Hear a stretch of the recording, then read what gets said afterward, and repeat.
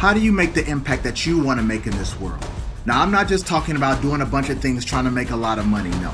I am talking about aligning yourself to your true God-given endowment that leads to true life fulfillment, leaves a legacy for generations, and turns your purr into a roar. That's the question, and the answer lies in the den. My name is Travon Taylor, and welcome to the Lion's Den. Sometimes I ask myself, who are you? And when I first started to attempt to answer this question, I'd say things like, well, I'm Travon. I'm a United States Marine. I'm Staff Sergeant Taylor. But listening to myself say that didn't seem like a sufficient enough answer for me. So I asked myself again, who are you? Then I'd say, well, I'm a dad. I'm a state champion boxer. But you know what? That still wasn't enough for me. As significant as these things are, I realized it wasn't the core essence of who I really am. So I started searching. And during my search, I realized some truths about myself and about life in general. I stopped identifying myself as my occupation or position. You see, being a United States Marine is a proud title that I hold dear. But I knew in my deeper self that there was more. I was more than that. I stopped identifying myself as my accomplishments. My accomplishments and my failures are only a product of who I really am inside. You see, I realized if I can only understand who I was, if I can only have my eyes open to who God has made and designed me to be, my whole life would change. My economy would change. My relationships would change. Everything I needed to live a prosperous life would be attracted to me. So I say to you, stop asking for handouts thinking somebody owes you a living.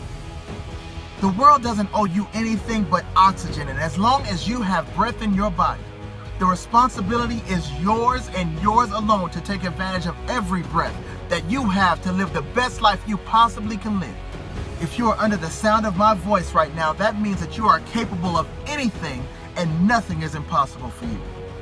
The only limitations that we have in our lives is those are self-imposed. Stop worrying about who the president is. Stop worrying about what your neighbors are doing and your co-workers are doing and everything outside of yourself is doing. They have no control over your life and you have little to no control over theirs. The only power that man has over you is the power you submit to them. And I submit no power over my life and my mind to any man. Learn to mind your own business and be about your own purpose, your own family, your own sphere of influence.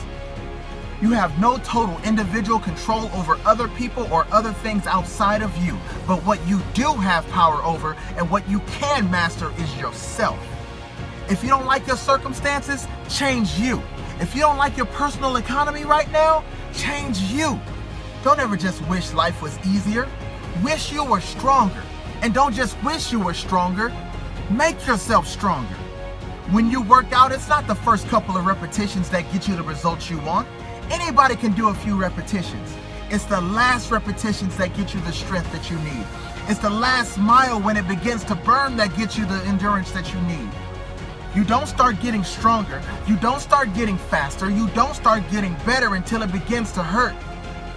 When you start breaking down that old tissue and replacing them with new strong tissue that's capable of withstanding more weight, run longer distances, and be more efficient. Don't be afraid of resistance. Don't be afraid of adversity.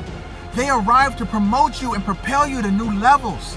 So I freely and confidently and without question tell you now that you are enough. You are capable. You are a champion. You are the head and not the tail. You are the commander of your integrity, the master of your economy, the ruler of your prosperity. Emerge the diamond, become the lion, roar until the prey bows at your feet and yields its meat. And I promise you that you will eat until your soul is satisfied.